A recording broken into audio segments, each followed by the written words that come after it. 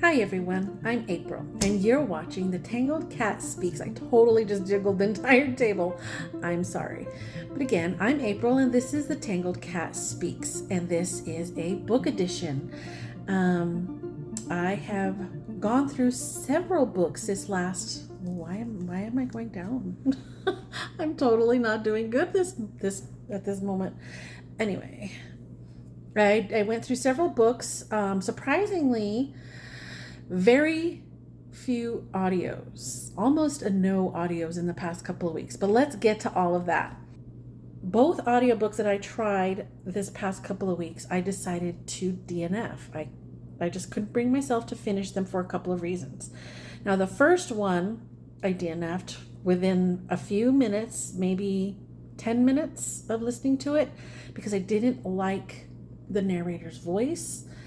It was just grating on my nerves, and I knew I wasn't going to be able to get through an entire book listening to that. And this was, I don't know if the book itself is good or not. I just couldn't get into it because of the narrator. But this is The Writing Retreat by Julia Bartz. Now, I may at some point, if I get some time, if I get a gap somewhere in my TBR, I may try to eyeball read this one, but I just couldn't listen to this one at all. So The Writing Retreat by Julia Bartz. I believe it's kind of like a thriller, maybe a horror, but I really I don't know. I don't know a whole lot about it. I had seen some people on BookTube here on YouTube, and they seem to enjoy it. I just couldn't get into it because of the voice. So maybe someday I'll give it an eyeball read. Who knows? But at this point, it's a no-go. The other one was The Starless Sea, and this is by Erin Morgenstern. And I think this book is one of those that is pretty well liked in general. I just couldn't get into it. I don't know if I was just in the wrong mindset.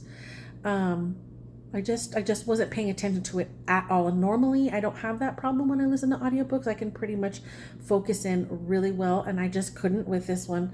So this one is one that I own on Audible. The other one that I talked about, The Writing Retreat, that one was borrowed from the library on Hoopla. But this one I bought years ago on Audible, and was just now getting to it, and I just wasn't grabbed by it. So since I do own it, I will be trying that again, but just at another time when maybe my mind is in a better place to pay attention. I think I got maybe an hour into that one, and I just thought, I don't know what's going on because I'm just not focusing. So I can't say if this is a good or bad book to me because I couldn't pay attention. My mind was just all over the place. So that's it for my audiobooks, and they were both DNFs. I did have one other DNF, and that was a physical book that I owned. I don't have this book anymore because I immediately, once I realized that I wasn't getting into it, I put it on the bookshelf at my work. There's like a community lending library, which is kind of like a little library. You take one, you leave one, that kind of thing. And now this is a nonfiction book, and it's called Eating Stone by Ellen Malloy. Now she's kind of like a naturalist, definitely really into animals in her surrounding area. I'm not a big nonfiction fan, and I could not focus on it. What I did read, and I would say I read about 40-50 pages of it. What I did read, I liked. She's got a very nice way of writing and making facts sound more like a novel as opposed to a textbook. And in this particular book, she's talking about bighorn sheep. And I just, again, found myself wandering, and I think it was it sounded like it was a beautiful book. Like it could have been beautiful if you're into that kind of thing. And I just wasn't. I was really, really itching to get back to my fantasy stuff. And I just couldn't get into it. So it was already a used, new to me, used, what am I trying to say? It wasn't a book that I paid for. It was one that I got from a little free library a long time ago, and I forgot that I had it, and then somebody mentioned it to me, and I was like, oh yeah, I have that one. So I went ahead and tried reading it, but I try to get into nonfiction, but I just can't seem to do it a lot of the time. And this was just one of those, and I decided to put it where somebody might enjoy it. Somebody else might enjoy it. It just isn't for me. Now, if that one were to ever come on audio, I bet I could get into it. It just wasn't grabbing my attention. I just really wanted to get back to my the fantasy book the series that I'm reading, The Shadows of the App by Adrian Tchaikovsky, which that is exactly what I did. I put that one down, donated it, gave it away, and went right into The Scarab Path, which is I had on ebook, or have on ebook. This is the 6th or the 5th book, I can't remember, of the Shadows of the Apps series, and that I just gobbled up. I had so much fun with this the latest to me installment of this series. This is the series that I've been talking about with all of the different kind of bug hybrid people. There was a lot of twists in this one. Like, it was like, oh, I didn't see that coming. Like, this whole time, this particular one sent our protagonist on a mission, and she ends up in some shenanigans, and there's this whole mystery about who there's these people called masters, but nobody's ever seen these masters for hundreds of years, and do they even still exist? And there's this whole question about it, but that one kind of shocked me. The end of that kind of shocked me, and I was like, I love this series so much. So I can't wait. Now that it's August, I'm already getting into the next book in that series, so I'm super, super, super excited. So yeah, the other ebooks that I read, one of them was kind of short, and that was one of the last in the BookTube at War that I was doing for July. It was a kind of a challenge, a reading challenge that I heard about from Michael K. Vaughan on his channel. So I read The Art of War, which I had gotten for $0 on Amazon on Kindle. So The Art of War, which is really interesting. I think I would really like to read that again, because the version that I have has just the straight original Art of War text, and then the other half has it again but annotated. And I didn't read the annotated this time. I just wanted to read it as it is without any influence. I wanted to take it in without any influence of the commentator. So I liked it. Like I said, it was very short. I think I would definitely like to go back and read the annotated section and get a little bit more into that one. It was very interesting. Who knew I would like that? Again, it's hit or miss with me when it comes to nonfiction, but I really enjoyed that one. Now, speaking of BookTube at War, the last book that I read for that challenge was Johnny Got His Gun. That one is a physical book that I own, and I have had this book since middle school. This copy, I read it when I was about 13 or 14 for school, and it just always stuck with me. I just never wanted to part with this. So, but I haven't read it since then. So this is the first time I've read it as an adult, and let me tell you, it hit me very different.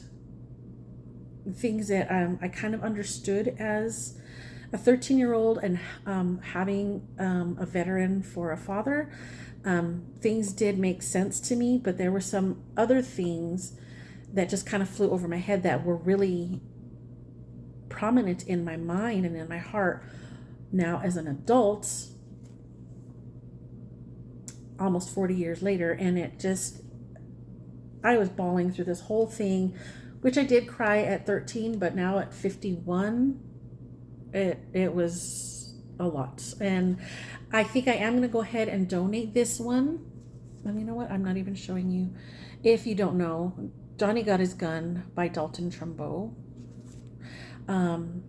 is about a young soldier who finds himself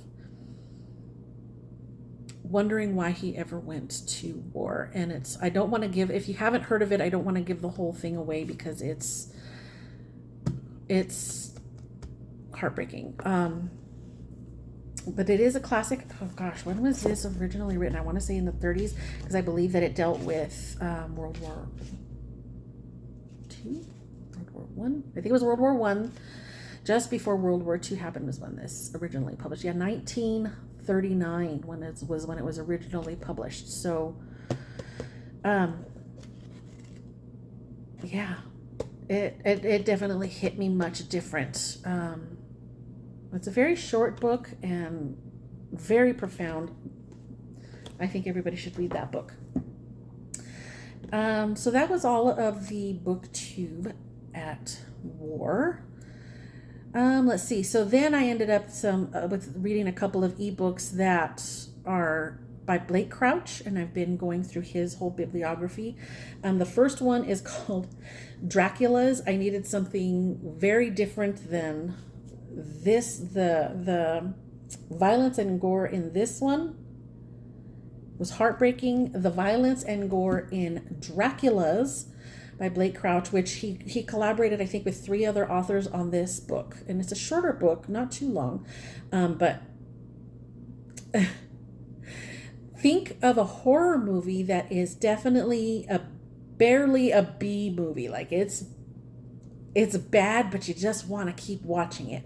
That's this book. It's horror, but it's like, this is not good writing. This is not profound writing. This is not make you think writing. This is bam, bam, bam, gore, violence, Dracula's, and it's called Dracula's because it's basically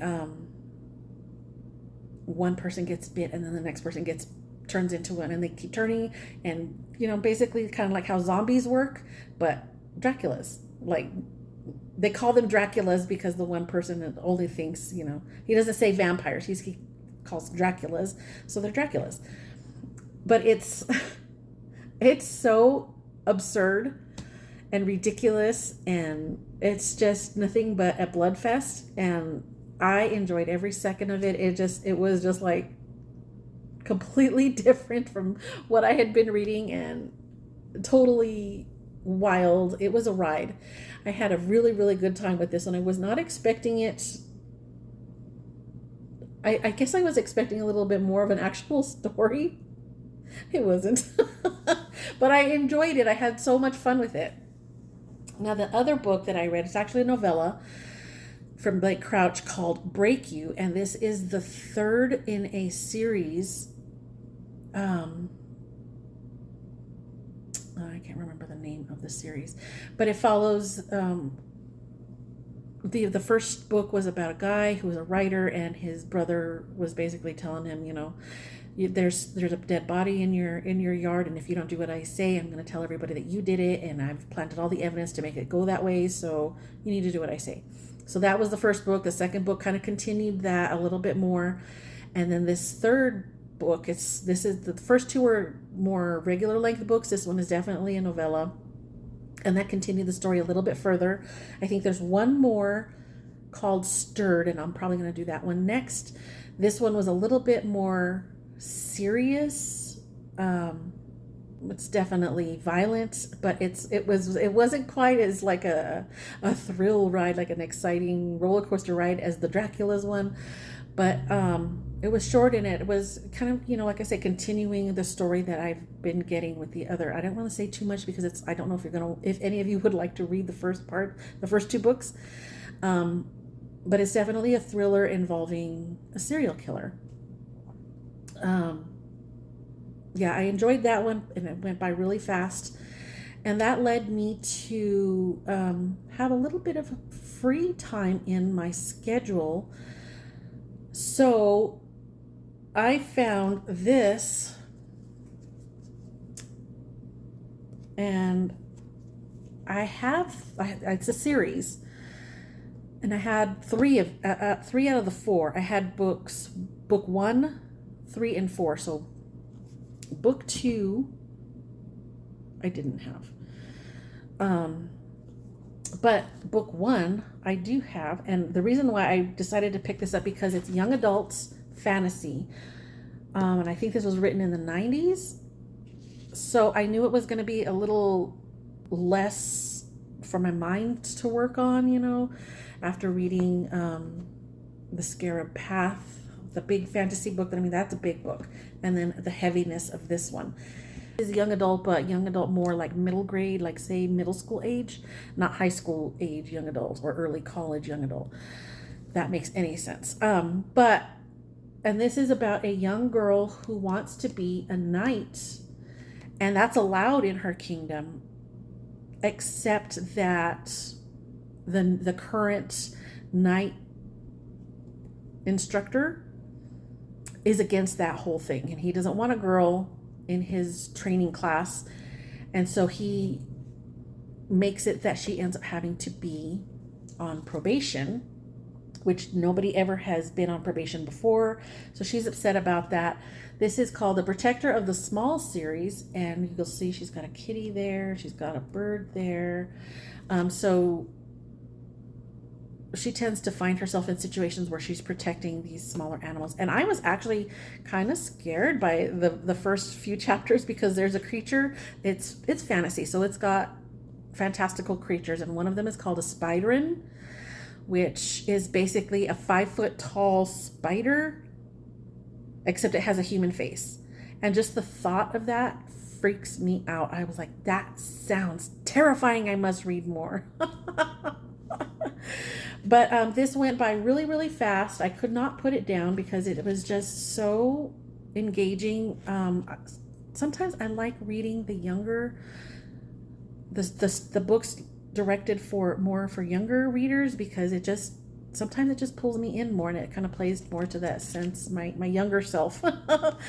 So the second book is called Page, and I'll put a picture of that one here. And that's the one that I don't have a copy of. I had to borrow that one from the library. And this kind of continues her journey toward becoming a lady knight. And again, more fantastical creatures, and she's got to put up with a lot of bullying because there are some boys in her training class that just don't want her there. They feel like she's getting special treatment, even though the only special treatment she's getting is the fact that she has to be on probation and they don't. But it's cute because, she's this little fighter. She's, and you'll see, this is one of the reasons why I picked up the book in the first place, because I wanted to know who gave this little girl a black eye, and I needed to find out. So, and it's in the other books, she's got some sort of bruise on her. She's just always getting banged up because she refuses to back down to the bullies and to, any enemies. She's trying her hardest to prove that she can be in the thick of it with the other knights to be. And I'm really enjoying it. I'm really having a good time with this series so far. There's 2 more, and I can't wait to get to them. Yeah, I think that's about all that I have read. Now,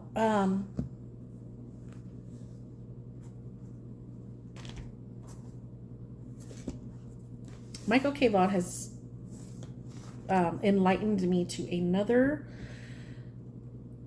monthly kind of challenge, a month-long challenge, I should say, and this one is called Garbagus, which is taking place now in August. And this has to do with books that in general might be considered garbage or trash, throwaway kind of reading. Nothing profound. So they gave some